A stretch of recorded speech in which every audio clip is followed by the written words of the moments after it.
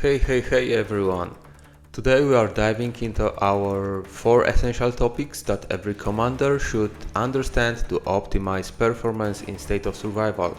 The best vehicles for each playstyle, PvP focused builds, PvE and infected hunting setups, and finally the difference between rally leader and rally joiner vehicle choices. Let's break it all down step by step so you can make smarter strategic decisions instead of relying on theory alone. So let's start with the best vehicles for each playstyle. As most experienced players already know, each combat style, resilience, control and berserk has its own dedicated vehicles. On paper, the rule seems simple. The vehicle assigned to your march type should be the best option. But that's only the theoretical answer. In practice, your account strength determines what's actually optimal. Every commander needs an honest assessment of their roster and progression level. Are you running a fully developed account with max heroes and high tier upgrades? Or are you free to play and regularly facing stronger opponents in events? That self-evaluation is crucial because it tells you which vehicles are worth investing in and which ones you can safely ignore. For example, I personally haven't even unlocked 2 Berserk style vehicles because I don't play that style. I don't have heroes built to support it, so putting resources there would be inefficient. Instead, I focused hard entirely on control and resilience vehicles and recently completed my first generation vehicles as well. Surprisingly, those early vehicles still have a meaningful impact, especially when swapped strategically depending on the opponents you expect to face. That's why we are going for second topic on this video, PvP vehicle builds. When preparing for PvP, vehicle section should match unit roles. Hunter type vehicles should prioritize maximum skill damage output. Their purpose is straightforward: eliminate enemy forces quickly. Infantry type vehicles should focus on survivability tools like shields or damage reduction effects. These extend your front line's lifespan and stabilize the fight. Rider type vehicles are most flexible. They often act as tactical hybrids, capable of supporting both offensive and defensive scenarios depending on battle situation. A great example is Savage, a control style vehicle designed to reduce damage taken by your troops. That defensive utility can be extremely strong, but it isn't always the best choice. Context matters. Take Pathfinder MK2 as another example. Even though it belongs to the resilience category, which is traditionally defensive, its skill deals damage to enemy units rather than protecting your own.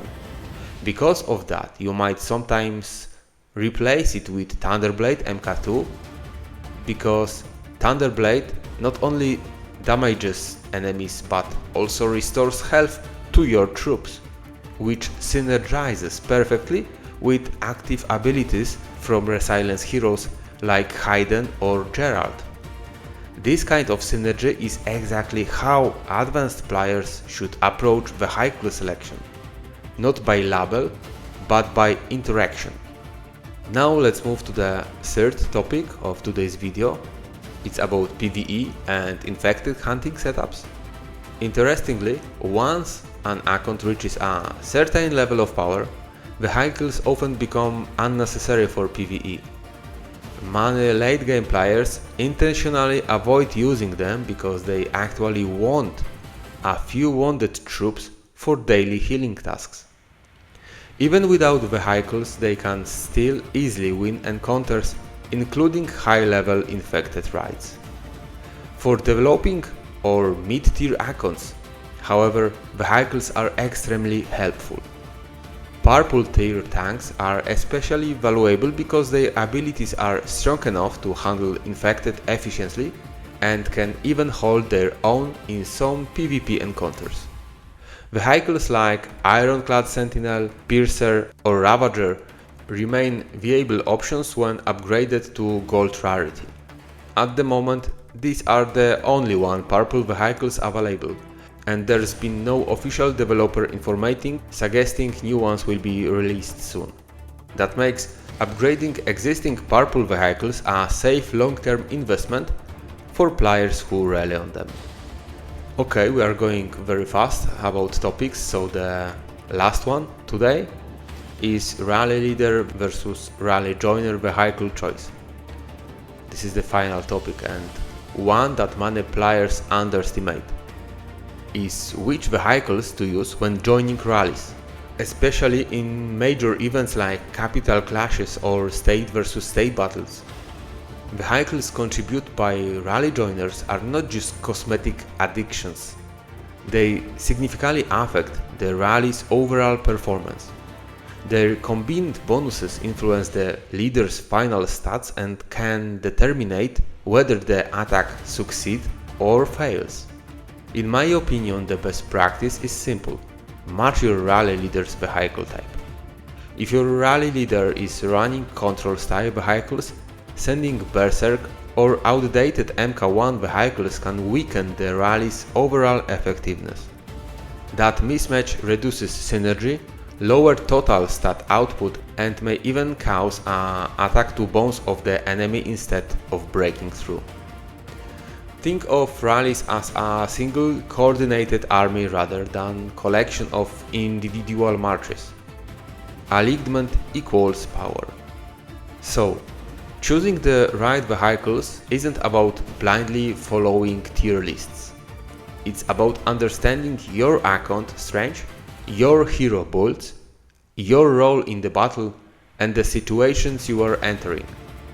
The strongest commanders constantly adapt their vehicle loadouts instead of locking themselves into one fixed setup. Master that flexibility and you will gain a major tactical advantage over players who simply copy builds without understanding why they work. And that's it for today. Thank you for watching.